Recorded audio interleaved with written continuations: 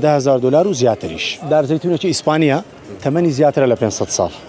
500 سال زياتر ثمني. سبارت بويلة كشك شدكات زيتون بطبيعي لقال زوي زور بي ولاتان جونزاوا شيء نلقال ساردي زور نلقال قرمي زور نية لبروش كده قاتا أو ثمنه زورتك هم دارك ناقاتا ثمني 500 سال وزياتر. داري زيتون يكك لو داراني ثمني دقاتا 1000 سالش. حتى 1000 سالش لجيتن داري زيتون شيء نية يكك لدار زور بثمنه كان.